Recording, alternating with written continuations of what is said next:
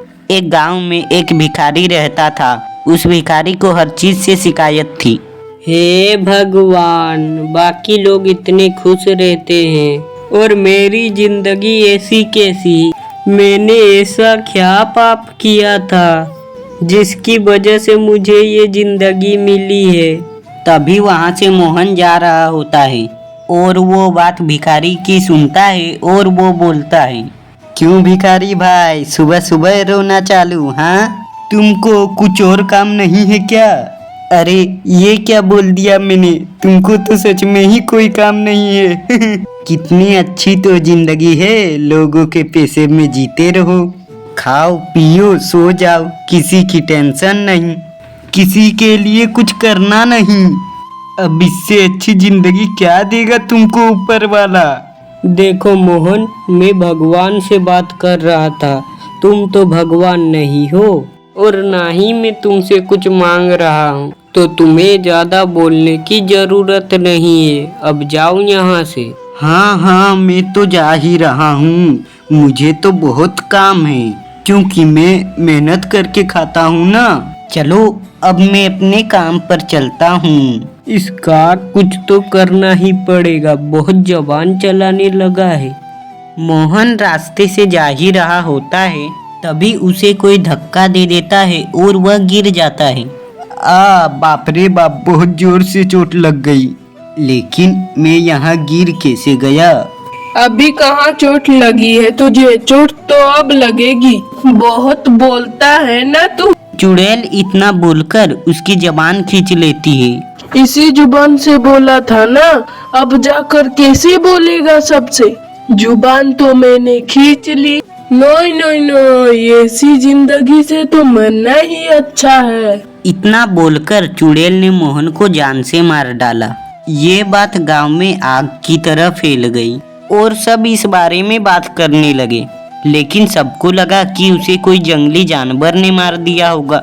ये तो होना ही था, जिसको बात करने की समझ ना हो उसके साथ भला कैसे अच्छा हो सकता है। अगली सुबह भिखारी फिर से गांव की सड़क में बैठा होता है। आज कितनी धूप है, लग रहा है जल जाऊंगा मैं। यहाँ तो कोई पानी भी नहीं पिलाता। हाँ हाँ, तुम ही यहाँ के मुख्यमंत्री हो, हम सबको तो तुम्हारे ही सेवा में लगे रहना चाहिए, तभी तो हमारी भाग्य खुलेगी। बड़ा आया पानी पीने वाला, भीख मांगकर मुफ्त का तो खाता है। देखो राकेश, मैंने तुम्हें कुछ नहीं कहा है, तो तुम अपना रास्ता नापो। अरे क्या रास्ता नापो, रोज यहाँ बैठ जाता है रोने मनुष्य कहीं का, जैसे हम तो बहुत मस्ती में हैं? चल भाग यहाँ से। रोएगा तो अब तू। फिर भिखारी जमीन पर राकेश का नाम लिख देता है। फिर राकेश का भी तबीयत खराब होने लगता है और चुड़ैल उसे भी मार देती है। अगली सुबह लोगों को राकेश की लाश मिलती है। ओहो, अरे देखो तो कितनी बेदर्दी से मारा है इसको, इसकी तो किसी से दुश्मनी भी नहीं थी। किसी जानवर ने काट लिया होगा मोहन की तरह, बदतमीज तो था ही, किसी को कुछ भी बोल देता था।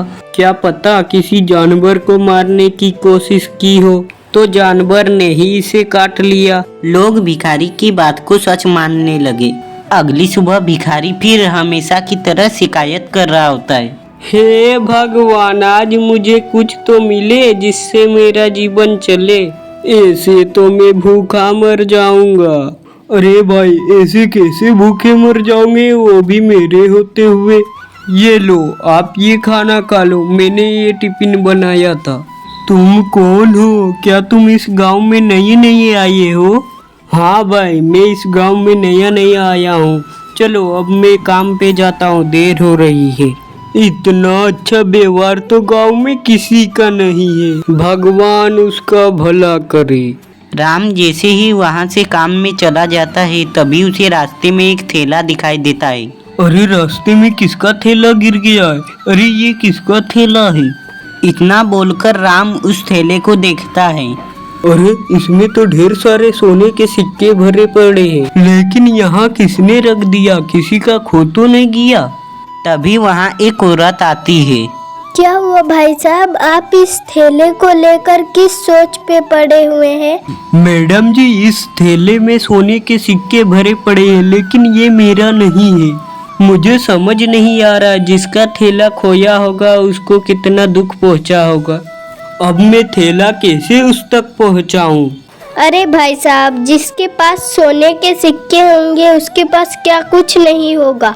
ये भगवान का संकेत है आपके लिए। आप बड़े नेक दिल इंसान लगते हैं। ये थैला आप रख लीजिए, ऊपर वाले का तोहफा समझकर। कोई मांगे तो उसको दे दीजिएगा और ना मांगे तो आप रख लीजिएगा। फिर राम उस थैली को लेकर वहाँ से चला जाता है। गांव में हो रहे हादसे से परेशान शंभू बहुत दिनों से पता लगाने की कोशिश करता है और आज भी यही पता लगाने वह राम के पीछे निकला होता है।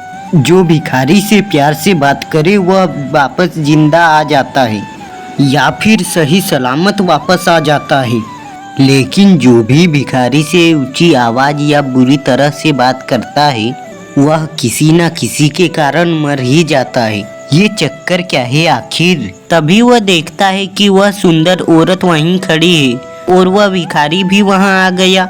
कितना नेकदिल इंसान है, ऐसे ही क्यों नहीं होते हर इंसान? इस तरह के हर इंसान रहे तो हमें किसी को मारने की जरूरत ही नहीं पड़ेगी। जी मालिक, इन लोगों को समझ नहीं आता दूसरों के साथ कैसा व्यवहार करना चाहिए।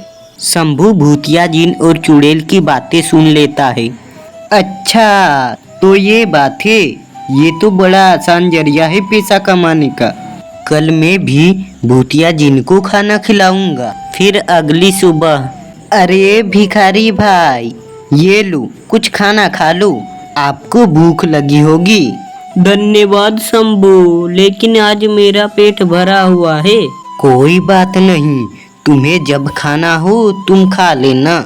चलो, आज तो सोने से भरा थैला मिलने वाला है। तभी रास्ते में उसे 20 का नोट मिलता है। एक प्लेट खाना खिलाने के बदले 20 रुपए। भिखारी ने तो मुझे भिखारी समझ लिया। इतना किया और कुछ फायदा भी नहीं।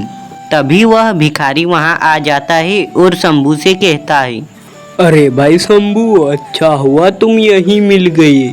क्या तुम मेरा सहायता कर सकते हो?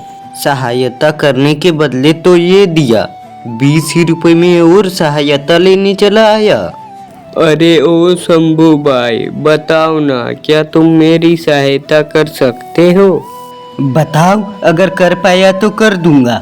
वो क्या है ना, मुझे मेरे गांव जाना है तो मुझे 1000 की जरूरत है। अगर तुम मुझे दे देते हो तो बहुत बहुत मेहरबानी होगी। वापस आते ही मैं तुम्हारे पैसे लौटा दूंगा। चल हट, मुझे पागल समझा है क्या? उस राम को तो तूने सोने से भरे सिक्के दे दिए और मुझे 20 रुपए, ऊपर से मेरे से ही 1000 और मांगने चला आया। चल भाग यहाँ से, मेरा दिमाग खराब कर दिया है सुबह सुबह। मेरे पास कोई 1000 रुपए नहीं है तुम्हें देने के लिए, भिखारी कहीं का। तभी वहाँ पर एक भयानक चुड़ैल प्रकट हो जाती है। अरे मालिक, ये तो एक अच्छा इंसान है, इसने तो आपको खाना खिलाया था ना। अब आप आराम कीजिए मालिक, अब मेरा काम है। इतना बोलकर चुड़ैल शंभू को जान से मार देती है। मालिक चलो यहाँ से, अब किसी दूसरे गांव चलते हैं। इतना बोलकर चुड़ैल और भूतिया जिन किसी दूसरे गांव चले जाते हैं।